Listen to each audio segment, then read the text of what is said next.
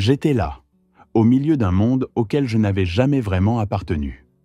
Moi, c'est Hugo Dubois, 28 ans, un simple préparateur de commandes sur une plateforme logistique près de Marseille. Ce jour aurait dû être celui de mon mariage. Ce palace 5 étoiles de la Croisette à Cannes était si éblouissant qu'il m'ôtait le souffle. Des lustres en cristal scintillaient comme des milliers d'étoiles tombées du plafond, projetant leur lumière sur plus de 500 invités. Des magnates de l'industrie, des politiciens et toute l'élite de la haute société. Ils riaient, bavardaient bruyamment, faisaient teinter leurs coupes de champagne en parlant d'actions, de yachts et de vacances aux Caraïbes. Je portais un smoking fait sur mesure, forçant un sourire sur mon visage, mais à l'intérieur, j'étais un nœud de nerfs. C'était mon mariage avec Clémence Leclerc, la fille de l'une des familles les plus fortunées du pays, et je savais pertinemment que je n'étais qu'un type ordinaire qui avait, on ne sait comment, atterri dans leur univers. Mon cœur battait la chamade, tandis que je balayais la foule du regard, cherchant un visage familier au milieu de cette mer d'inconnus. Et puis, je l'ai vu. Mon père, Philippe Dubois, 61 ans, entrant par une porte de service latérale. Il portait le même vieux costume que je me souvenais l'avoir vu acheter il y a plus de 10 ans. Ses mocassins en cuir usé étaient craquelés et éraflés, sa silhouette mince légèrement courbée, comme s'il essayait de se faire tout petit. Il se tenait tranquillement dans un coin éloigné, près de la sortie de secours, comme s'il craignait de déranger qui que ce soit. Son visage était buriné par des années de dur labeur à la ferme dans le Luberon, mais ses yeux brillaient d'un mélange de fierté et d'anxiété. Mon père m'avait élevé seul, après le décès de maman. Il s'était tué à la tâche sur notre petite exploitation agricole pour que je puisse avoir une éducation décente. Il ne s'était jamais plaint. Mais aujourd'hui, au milieu de tout ce luxe, il avait l'air d'être à une place désespérément incongrue. Ma gorge s'est serrée, sèche et douloureuse. Une vague d'amour et de chagrin m'a submergé. J'ai voulu courir vers lui à l'instant même et l'installer correctement sur un siège dans la section réservée à la famille. « Papa, pourquoi restes-tu seul là-bas » ai-je pensé, le cœur tordu. Il avait tant sacrifié pour moi. Il méritait le respect. Mais avant que je puisse bouger, les gens ont commencé à le remarquer. Des murmures ont parcouru la foule, comme un courant sous-jacent. Un groupe de femmes en robe de soirée scintillante s'est retourné pour regarder, affichant un sourire moqueur. « C'est qui celui-là ? On dirait qu'il sort tout droit d'une ferme », murmura l'une d'elles, assez fort pour que je l'entende. Des doigts pointaient, des yeux le jugeaient comme s'il était un objet étrange qui s'était égaré dans leur soirée mondaine. J'ai senti le sang monter à mon visage, brûlant. Il se moquait de mon père, l'homme qui m'avait appris ce qu'était la décence. Mon futur beau-père, Gauthier Leclerc, président du colossal, le groupe Leclerc, se tenait non loin de là. Il a jeté un regard à mon père avec un dédain manifeste, comme s'il regardait un insecte. Puis il s'est détourné, secouant la tête avec agacement, et a repris sa conversation avec un sénateur, comme si de rien n'était. J'ai serré les poings, combattant la colère qui montait en moi. Gauthier n'avait jamais approuvé ce mariage. Il m'avait toujours considéré comme inférieur, tout juste bon à faire des courses. Ma future belle-mère, Isabelle Leclerc, 54 ans, se tenait au milieu de son cercle de mondaines paré de colliers de diamants. Elle a esquissé un sourire pincé et condescendant et a dit de sa voix aiguë « Mes futurs beaux-parents sont un peu trop modestes, n'est-ce pas ?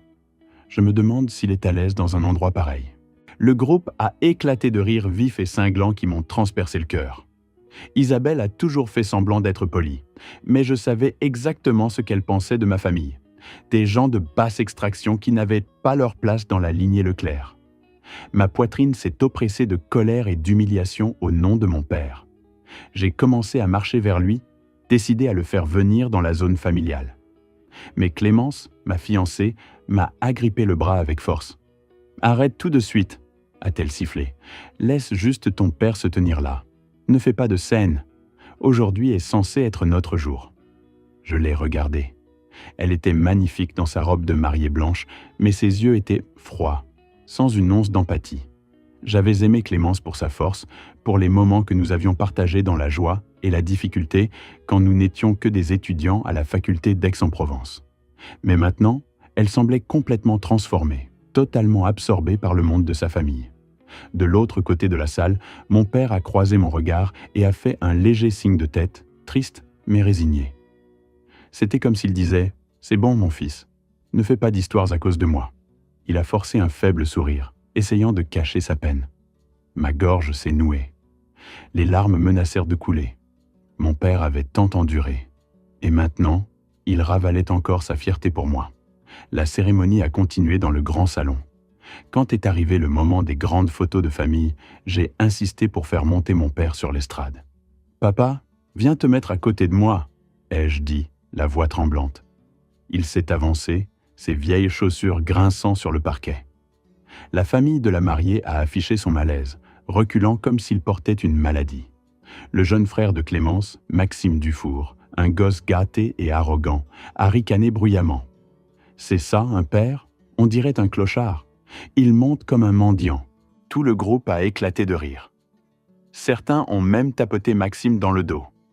Clémence a ri aussi, sans jamais regarder papa, sans essayer d'arrêter ça. J'ai vu mon père figé, les yeux rougis, forçant un sourire, s'accrochant au dernier lambeau de sa dignité. Quelque chose a cédé en moi. Une rage a explosé. J'ai jeté le bouquet au sol. « J'annule le mariage !» ai-je hurlé. La salle est tombée dans un silence de mort, puis a basculé dans le chaos. Tous les regards fixés sur moi. Je respirais difficilement, mais sans regret. C'était ma limite. La famille Dufour a explosé. Chaises raclées, cris et hurlements. Clémence est devenue livide, puis cramoisie. Elle s'est tournée vers moi et m'a giflé violemment. La claque a résonné. « Es-tu fou, Hugo ?» a-t-elle hurlé. « Tu oses annuler notre mariage devant tout le monde ?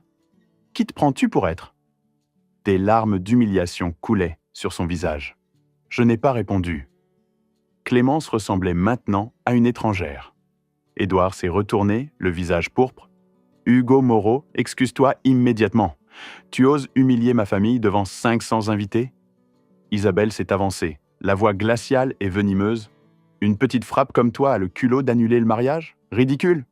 Si quelqu'un a le droit, c'est ma fille, pas un sans le sou en smoking de location. » Quelques invités hochèrent sur la tête.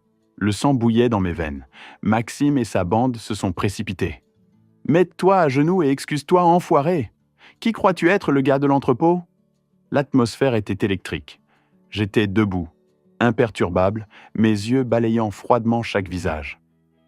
Mon cœur battait, mais je n'avais pas peur. Papa s'est approché, le visage pâle. Il m'a pris la main, tremblante. « Mon fils, je suis désolé. Ma présence, ça a empiré les choses. Ne ruine pas ton avenir à cause de moi. » Je l'ai regardé et n'ai vu que sacrifice. Des années de travail, m'élevant seul. Ma poitrine s'est serrée. « Papa, je sais ce que je dois faire, » ai-je murmuré. Je me suis tourné vers les Dufour, ma rage éclatant. « Vous pouvez m'insulter, me traiter comme une ordure, j'accepte tout, mais mon père est la ligne que vous ne franchissez pas. » Ma voix a tonné. La foule s'est figée. Clémence a couvert sa bouche. Édouard était raide, le visage cendré. Isabelle a reculé. Maxime était sans voix. Ce mariage est terminé, ici et maintenant. Je n'échangerai jamais le respect pour mon père contre votre prestige bon marché. La salle a éclaté de murmures choqués et de quelques regards de respect. « Tu n'as rien fait de mal, papa. Tu es le meilleur homme du monde. » J'ai pris sa main et l'ai conduit hors de l'estrade. Nous avons marché dans l'allée. Derrière nous, la fureur des Dufour explosait. Clémence sanglotait, Édouard hurlait, Isabelle criait. Mais je n'ai pas regardé en arrière. Nous sommes sortis dans la fraîcheur de la nuit normande. À ce moment, j'ai senti un poids s'enlever de mes épaules. « Mon fils, es-tu sûr ?» a demandé papa doucement. J'ai hoché la tête et souri. « Je suis sûr, papa, et je ne le regrette pas. » Nous sommes montés dans ma vieille voiture. Le moteur a démarré et nous nous sommes éloignés, laissant l'épave de ce mariage brisé. J'ai conduit toute la nuit sur l'autoroute A13. Silence lourd, juste le grondement du moteur. Papa était assis, tête contre la vitre, épaules affaissées. Ses yeux fixaient l'obscurité, remplis de gratitude et d'inquiétude. Mon cœur battait encore. J'avais annulé le mariage, abandonné un avenir que j'avais cru être mon rêve. Pourtant, je me sentais soulagé. C'était le bon choix. Les images repassaient. Papa debout seul, les rires moqueurs, la gifle. Elle me ramenait au début avec Clémence. Notre amour avait commencé magnifiquement. Je me souviens du campus de l'université de Caen. Elle m'était rentrée dedans. À l'époque, j'étais un étudiant fauché, travaillant la nuit dans un entrepôt. Clémence, fille riche, cheveux dorés, sourire radieux. Oh mon Dieu, désolé. Ça va ? Elle a ri, puis m'a vraiment regardé. Ce fut le début. Tu es différent des types arrogants d'ici, m'avait-elle dit lors de notre premier rendez-vous sur la plage. Je lui ai parlé de papa, de notre vie simple. Elle écoutait, les yeux brillants. Avec toi, j'ai l'impression d'être moi-même, disait-elle. Notre amour grandissait. Mais dès que j'ai mis le pied dans son monde, tout a changé. Les Dufour ne m'ont jamais accepté. J'étais inférieur, pas digne de leur nom. Pour eux, j'étais temporaire. Ma première visite dans leur hôtel particulier du 16e arrondissement. Piscine, jardin, tout criait l'argent. Édouard m'avait salué froidement. Après le dîner, il m'avait appelé sur le balcon. « Qu'est-ce que tu penses offrir à ma fille ? Clémence mérite mieux. Tu es temporaire. » Ces mots m'avaient blessé profondément. Chaque rencontre était pareille. Isabelle était plus subtile, mais tout aussi cruelle. « Hugo, cette tenue est très décontractée. Laisse-moi te présenter le notaire de la famille. » Ou un préparateur de commandes. Intéressant. Mais Clémence a besoin de vraies ambitions. Elle insinuait que j'étais un chasseur de dot. J'ai enduré pour Clémence. Ils m'ont même fait signer un contrat de mariage blindé. Je n'aurais droit à rien. C'était humiliant. « C'est standard, Hugo », avait dit Clémence en évitant mon regard. « Signe. Prouve que tu l'aimes pour elle-même », avait ordonné Édouard. J'ai signé, pensant que l'amour valait la peine. Maintenant, je réalisais que c'était une erreur. Ils ne m'ont jamais fait confiance. Clémence était confiante, certaine de pouvoir me modeler. Tu as juste besoin de changer un peu. Mieux t'habiller, parler avec aisance. Je vais t'aider. Elle m'entraînait dans des soirées, m'apprenait les codes. Mais je sentais que je disparaissais. Elle n'avait jamais imaginé que j'avais des limites, que papa était intouchable. Derrière le volant, je ne ressentais aucun regret. Annuler le mariage signifiait perdre la richesse, mais garder mon respect et mon amour pour papa. C'est ce qui comptait. Je jetai un coup d'œil à papa. Il ne parlait pas, mais son regard disait tout. « Merci, mon fils. » Une chaleur envahissait ma poitrine. La voiture a filé dans la nuit vers la Normandie. De petites maisons sont apparues sous le clair de lune. Je me souvenais de la dernière visite quand papa m'avait demandé « Es-tu heureux ?» J'avais hoché la tête alors. Mais maintenant, je savais ce qu'était le vrai bonheur. Pas les hôtels particuliers. C'était cet instant à côté de papa, libéré des chaînes. La voiture s'est arrêtée devant la petite maison familière. Une vieille ferme normande, toit de tuiles, clôture délavée, potager soigné. Une lumière chaude filtrait par les fenêtres. J'ai coupé le moteur. L'air frais portait l'odeur de terre humide. Nous sommes entrés. Tout était comme toujours. Sol en tomates patiné, canapé usé, cheminée rougeoyante. Les bûches crépitaient. Nous nous sommes assis devant le feu. Sa chaleur ne chassait pas la lourdeur. Mon cœur battait encore. J'ai baissé la tête. « Papa, je suis désolé de t'avoir entraîné dans cette humiliation, mais je ne le regrette pas. Je préfère tout perdre plutôt que de les laisser t'atteindre. » Papa m'a regardé, ses vieux yeux brillants. Il a posé sa main sur mon épaule. « Mon fils, je suis fier de toi. Au milieu de ces gens, tu t'es levé pour moi. Tu as prouvé que tu étais un homme, un vrai. » Mais j'ai vu autre chose dans ses yeux. Une profondeur tranquille, comme s'il cachait un secret, attendant ce moment pour le révéler. Il a poussé un long soupir, comme s'il relâchait un fardeau porté pendant des décennies. Il m'a regardé droit dans les yeux, soudain sérieux. « Hugo, il y a quelque chose que je dois te dire. Je ne suis pas le simple agriculteur que tout le monde pense. En réalité, je suis milliardaire. » J'ai figé. Mes oreilles ont sifflé. Un milliardaire! Mon père, aux vieux costumes et chaussures usées, était milliardaire. J'ai cru que le choc l'avait affecté. J'ai forcé un sourire. « Papa, tu es fatigué, repose-toi. » Mais papa a souri, imperturbable. Il est entré dans sa chambre. Tiroir ouvert, papier bruissant. Puis il est revenu avec une épaisse pile de documents. Un lourd dossier en cuir noir. « Je veux que tu vois ça. » Toujours sceptique, je l'ai ouvert d'une main tremblante. Un certificat d'action valant des millions. J'ai tourné les pages. Rapport d'investissements internationaux. Relevé bancaire à 9 chiffres. Titre de propriété, villa, appartement à Paris, une île dans les Caraïbes. Chaque document portait le nom Michel Moreau. Mes mains tremblaient. J'étais stupéfait. « Papa, qu'est-ce que c'est? Comment ?» Papa a observé ma réaction, souriant doucement. « Alors, tu ne penses plus que ton vieux père est juste un fou? Mon père, un milliardaire. » Ma tête tournait. Il m'a fait signe de me calmer, puis a posé une main ferme sur mon épaule. « Assieds-toi, mon fils. Je vais tout te raconter. À propos de ta mère, du véritable héritage et pourquoi j'ai dû le cacher. » Mon cœur battait la chamade. J'avais cru tout savoir de papa. Maintenant, tout était bouleversé. « Papa, raconte-moi. » Il a fixé le feu, la voix lente et riche en émotions. « Tout a commencé quand ta mère est décédée. Tu n'avais que 3 ans, Hugo. Élise est morte dans un accident de voiture un après-midi pluvieux. Ses yeux s'embuaient. Mes souvenirs de maman sont vagues. Une femme douce qui me chantait. J'étais anéanti. Mais ensuite, je t'ai regardé, pleurant ta maman, et j'ai su que je devais continuer. Je t'ai élevé seul. Je ne me suis jamais remarié par peur que tu manques d'amour. Mon cœur s'est serré. Je n'avais jamais su sa souffrance. Ta mère nous a laissé un héritage de ses parents. Tes grands-parents possédaient un atelier à Rouen. Ils ont laissé plusieurs centaines de milliers d'euros, des actions, des biens immobiliers. Après sa mort, j'ai reçu cet héritage et décidé de le faire fructifier.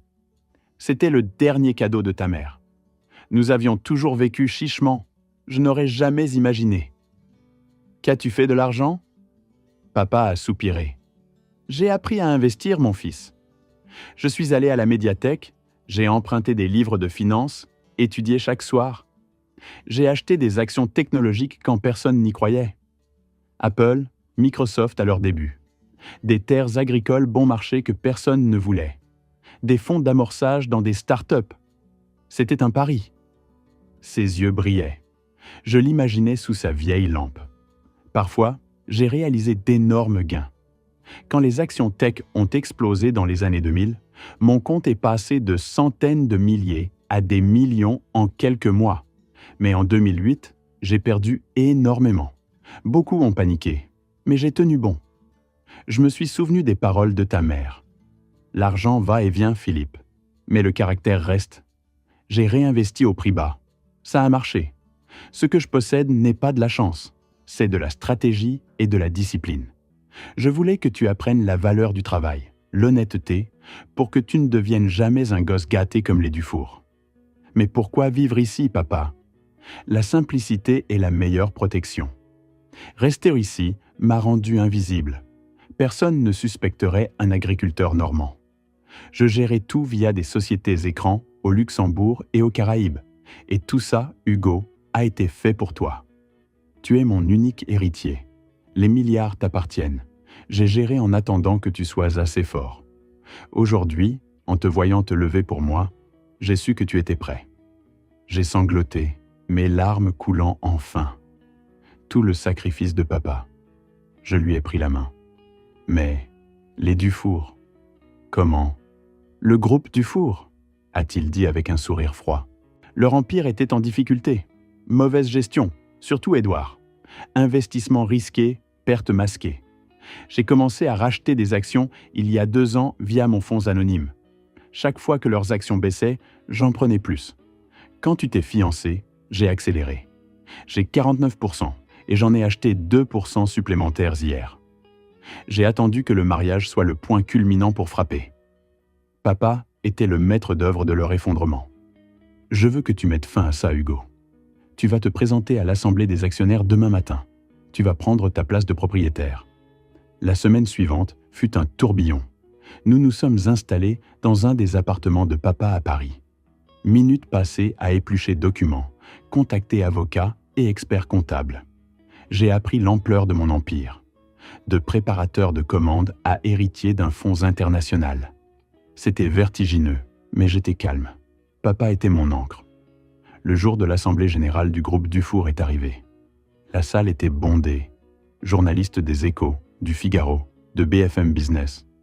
Partenaires au premier rang, visages tendus. Nous attendions dans une pièce latérale. Édouard est apparu, visage crispé, cerne sous les yeux. Il tentait de maintenir son autorité, mais ses mains tremblaient.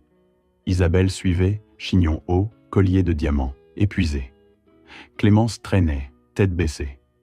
Maxime a surgi, visage tordu de rage. La réunion a commencé. Édouard bégayait sur une crise temporaire. Puis la secrétaire s'est avancée. Le fonds d'investissement anonyme, actionnaire majoritaire, nous a informé que son représentant assistera personnellement. Murmure. Qui est-ce? Un milliardaire secret? J'ai pris la main de papa. C'est notre moment. Nous avons marché vers la scène. Explosion de surprise. Isabelle. Qu'est-ce qu'ils font ici? Maxime s'est levé d'un bond. Qu'est-ce que ces petites frappes font ici? C'est une assemblée, pas votre entrepôt. Édouard a ordonné froidement à la sécurité « Faites sortir ces inutiles ». Je suis resté immobile. La secrétaire a déclaré au micro « Monsieur Hugo Moreau et Monsieur Michel Moreau sont les représentants légaux du fonds anonyme, actionnaire majoritaire détenant 51% du groupe Dufour. » Silence de mort. Puis explosion de halètement. Flash d'appareil. Les actionnaires réalisaient que les gens ridiculisés au mariage étaient leurs nouveaux propriétaires. « C'est le père et le fils du mariage? Mon Dieu !» Édouard est devenu livide. « Impossible, c'est une fraude, je vais vous poursuivre. » J'ai pris le micro, voix calme et ferme. J'ai exposé la mauvaise gestion, les pertes cachées, les fonds noirs, annonçant mon plan de sauvetage. Applaudissements retentissants. J'ai été élu président par intérim. Nous sommes sortis sous une tempête de flash. Nouveau propriétaire incontesté de l'Empire qui nous avait humiliés. Les semaines suivantes, j'ai mis en œuvre mon plan. L'entreprise avait de solides fondations dans l'immobilier et la tech, mais minées par corruption. Audit complet. Nuit tardive. Ce projet gaspille de l'argent. Coupez-le. J'ai éliminé les projets de vanité, préservé les divisions viables. J'ai rendu public les résultats de l'audit. Conférence de presse, transparence totale. L'action s'est stabilisée. Le marché a commencé à me respecter, moi, l'ancien préparateur devenu visage de l'intégrité. Papa et moi avons renommé l'entreprise Moreau & Fils, hommage au sacrifice d'une vie. Après, nous avons emménagé dans une villa au bord d'un lac, une de ses propriétés dans la campagne française. Pour la première fois, nous avions la paix. Matin de pêche, après-midi sur les rapports, soir près de la cheminée à parler expansion et investissement vert. J'ai aménagé un bureau pour papa, la salle du conseiller. Merci, papa.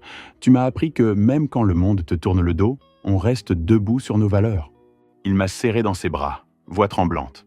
Mon fils, c'est moi qui ai de la chance. Ces moments me remplissaient de bonheur tranquille. La vie n'était plus une bataille, c'était la paix gagnée.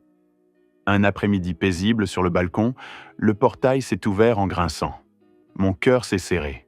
Clémence était là, visage émacié, cheveux ébouriffés, yeux rougis, fantôme du passé. Je suis sorti, calme, face à une étrangère familière.